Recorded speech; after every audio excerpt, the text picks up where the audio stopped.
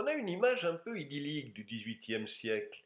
On se souvient des Lumières, de l'Encyclopédie, l'esprit de Voltaire, la légèreté de Rousseau. La réalité n'a pas été aussi rose partout, et en particulier pas au Portugal. Pourtant, quand José Ier arrive au pouvoir en 1750, on a cru à une embellie. Son premier acte est de donner le pouvoir politique à un ancien ambassadeur de son père, en qui il avait confiance, et qu'il a fait plus tard marquis de Pombal. Prendre ce marquis de Pombal pour un libéral serait un anachronisme, un contresens. Non, c'était un autocrate, mais un autocrate éclairé, un peu à la mode de Frédéric II en Prusse ou de la Grande Catherine en Russie. Quelqu'un qui est bien décidé à limiter le pouvoir religieux et à promouvoir l'éducation et les sciences. Parmi ces décisions marquantes, il y a la laïcisation des tribunaux d'inquisition et l'expulsion des jésuites du Portugal. C'est vous dire l'ambiance générale du règne. Ceux qui croient en l'éducation et en la diffusion des Lumières relèvent la tête. C'est le cas en particulier de cet homme qui s'appelle Vernet.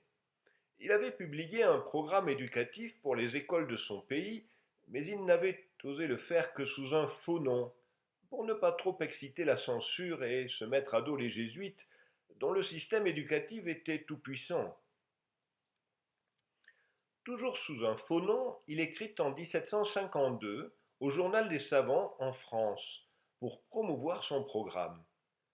Il ne peut pas s'attribuer ce à quoi il fait référence, mais à part ça, il ne mâche pas ses mots.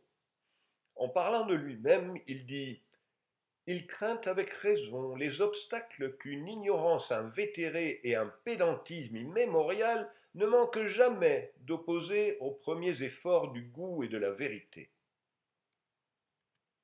Ces durs reproches de pédantisme et d'ignorance sont ici prodigués, sinon au corps entier d'une nation, d'ailleurs très estimable, du moins à presque tous les maîtres chargés de l'éducation de la jeunesse portugaise.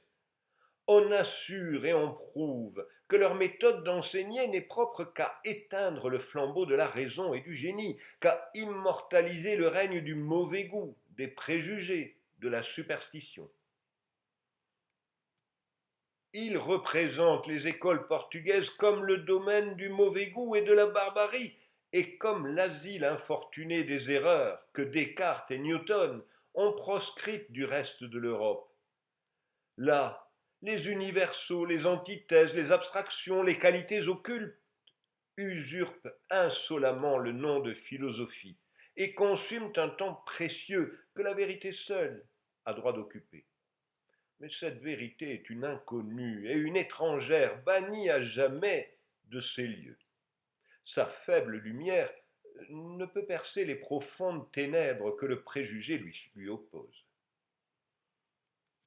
Les docteurs portugais, surtout les religieux, sont si contents de leurs préjugés, de leurs erreurs, de leurs chimères, que, regardant les lumières de leurs voisins d'un œil tantôt indifférent, tantôt ennemi, ils les méprisent comme frivoles ou ils les détestent comme impies. Tel est l'abîme dont le docte Capucin entreprend de les tirer pour leur ouvrir la véritable carrière des sciences qu'ils ignorent et des arts qu'ils défigurent. Vernet propose un programme en 16 lettres sur les différents domaines de la connaissance. La 16e et dernière lettre contient des conseils généraux sur l'éducation de la jeunesse, sur le choix des maîtres, sur l'ordre général des études, sur le nombre et l'arrangement des classes. On trouvera à la fin un plan d'éducation pour les femmes, dans lequel on fait entrer les belles lettres et surtout la science économique, que l'on regarde assez généralement comme celle qui leur est le plus nécessaire. Et tout cela est bien beau, et il n'est pas interdit de penser que Pombal n'était pas opposé à ce genre de programme. Mais le 1er novembre 1755, une catastrophe sans précédent s'abat sur le Portugal. Un tremblement de terre violent, suivi d'un tsunami, frappe la région de Lisbonne. Sur une ville qui comptait environ 250 000 habitants, 100 000 périssent. Une grande partie du pays, pas seulement sa capitale, est détruite. La catastrophe émeut l'Europe entière. Voltaire y va de son poème sur le désastre de Lisbonne. Philosophes trompés qui criaient tout est bien, accourez, contemplez ces ruines affreuses, au spectacle effrayant de leurs cendres fumantes, direz-vous, c'est l'effet des éternelles lois qui d'un Dieu libre et bon nécessite le choix? Direz-vous en voyant cet amas de victimes, Dieu s'est vengé leur mort et le prix de leurs crimes? Suivez le regard de Voltaire vers ces philosophes qui, comme Leibniz, affirment que Dieu organise le monde au mieux dans sa grande bonté. Au lendemain de la catastrophe, certains prédicateurs se déchaînent. Des jésuites en particulier dénoncent la philosophie des Lumières et ce marquis de Pombal qui a limité les pouvoirs des religieux. Dieu a puni le Portugal de l'impiété de ses dirigeants. Pombal utilisera ce prétexte, entre autres, pour expulser les jésuites, qu'il accusera aussi, pour faire bonne mesure, d'avoir attenté à la vie du roi.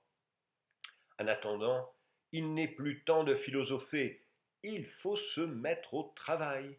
Le pays est à reconstruire, et Pombal va en profiter pour le moderniser et le rationaliser, à l'image par exemple du nouveau plan qu'il donne à la ville de Lisbonne. Et le pays se redresse effectivement. Mais pendant ce temps, les questions éducatives sont un peu mises sous l'éteignoir. Pombal ne les a pas oubliées pour autant, et quand la conjoncture devient un peu plus favorable, il décide d'une réforme du système universitaire. On commence par Coimbra, qui est la plus importante et la plus ancienne université du pays, où Pombal a été lui-même étudiant. Il s'agit d'y créer une faculté de mathématiques. Il y a sur place un professeur titulaire, Monteiro da Rocha, qui est tout prêt à proposer un programme et à justifier la création. Les mathématiques ont une perfection indiscutable dans l'ensemble de la connaissance, par l'exactitude éclairée de leur méthode, autant que par la spéculation sublime et merveilleuse de leur doctrine, de sorte qu'elles méritent le nom de science, non seulement à cause de leur rigueur et de leur précision, mais aussi parce qu'elles fortifient le génie et la sagacité de l'homme. Par conséquent, il est absolument essentiel pour l'affermissement et l'avancement des autres facultés que ces sciences aient dans l'université une situation en rapport avec la place qu'elles occupent dans le système général de la connaissance humaine. Laisser les étudiants avec seulement des connaissances théoriques, sans entrer dans l'exercice pratique des principes scientifiques qu'ils apprendraient, priverait les sciences de leur finalité, empêcherait l'État d'en faire usage, ruinerait l'enseignement de ces sciences, découragerait les esprits de se consacrer à ces études, et cela confirmerait aux ignorants la notion erronée et dangereuse que ces études sont inutiles et de simple curiosité. Pombal soutient. Il connaît un jeune militaire qui s'est fait remarquer en publiant un livre sur l'artillerie et les fortifications. Livre où il critique ses prédécesseurs, montre ce qui est faux et propose des corrections. Bref, quelqu'un qui a de l'esprit et qui sait s'en servir. Pombal exige que ce José da Cunha soit nommé professeur de mathématiques à l'université de Coimbra. Mais malheureusement, dans le cursus de mathématiques, le succès n'est pas au rendez-vous. La première année, 8 étudiants ordinaires se sont inscrits, desquels un est mort et 2 ont abandonné, laissant 5 étudiants qui ont poursuivi leurs études et sont finalement sortis diplômés de la faculté de mathématiques. La deuxième année, 2 étudiants se sont inscrits, dont un a abandonné. La troisième, 4, et cette année qui est la cinquième, même pas un. Il n'y aura pas de sixième année. Da Cunha s'oppose à ses collègues plus anciens, à qui il cherche à imposer des méthodes modernes. Et pendant que les enseignants s'empaillent, les étudiants ne choisissent ni les uns ni les autres. Mais surtout, une catastrophe se produit. José Ier décède en 1777. Sa fille lui succède sous le nom de Maria Ier. C'est un virage à 180 degrés. Une des premières décisions de la nouvelle reine est de virer le vieux marquis de Pombal, qui n'est qu'un mécréant. Et du coup, tous ceux que Pombal avait soutenus et nommés deviennent suspects, en particulier d'Acuna. Et les problèmes ne tardent pas à arriver. Une dénonciation, et le voilà devant le tribunal d'inquisition de Coimbra, qui bien sûr avait été rétabli. Il est accusé d'avoir eu des relations avec les militaires protestants anglais, d'avoir lu Voltaire, Rousseau et Hobbes, d'avoir prêté à une de ses élèves des livres imprégnés de philosophisme, de manger de la viande les jours interdits, et d'entretenir chez lui une amante, d'aller à l'église avec peu de révérence et de se dispenser des préceptes de l'église. Et il n'en fallait pas plus pour être condamné à 3 ans dans les geôles de l'Inquisition, suivi de 4 ans de relégation. D'Acuna sort en 1780. Sa santé est gravement atteinte. Il est nommé l'année suivante dans un collège. Malgré son état de santé, il va petit à petit reprendre son activité, mettre au point des cours, les rédiger et les faire publier pour les distribuer à ses élèves. Cela donne ceci: les principes mathématiques pour l'instruction des élèves du collège de San Lucas. Mais comme vous le voyez, ces principes mathématiques n'ont été publiés que 3 ans après sa mort. Il décède en 1787 à 42 ans. Les geôles de l'Inquisition et les ennuis de santé qui en ont résulté ont eu raison de lui. Un de ses élèves reconnaissants a traduit en français les principes mathématiques de d'Acuna. La traduction a été publiée à Bordeaux en 1811. C'est un cours de maths étonnamment moderne pour l'époque. Il ressemble plus au cours d'analyse de Cauchy, qui ne paraîtra qu'en 1821, qu'au manuel du XVIIIe siècle. D'abord, c'est un livre court. En 300 pages, d'Acuna balaye l'ensemble des mathématiques de son temps.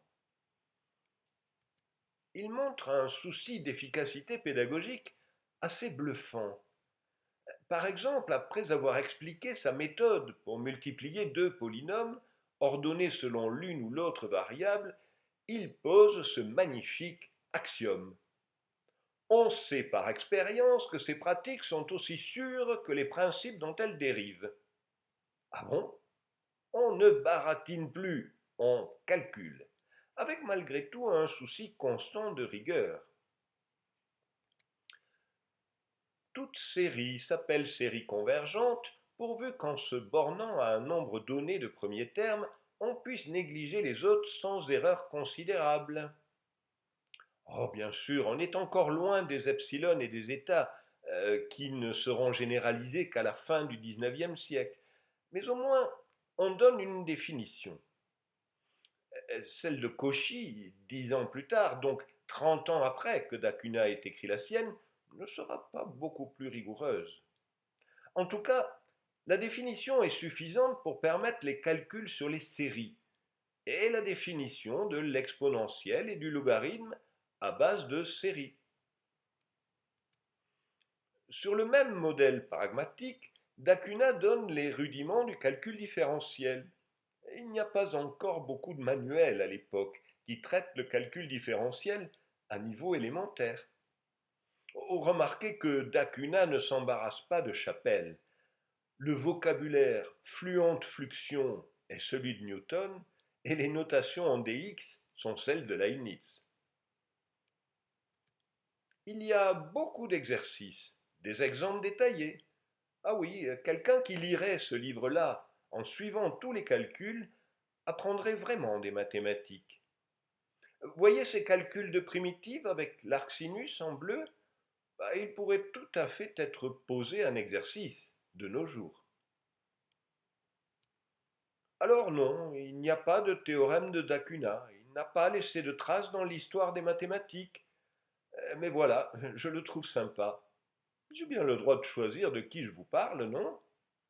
Bah, c'est ça, dénoncez-moi à l'Inquisition tant que vous y êtes.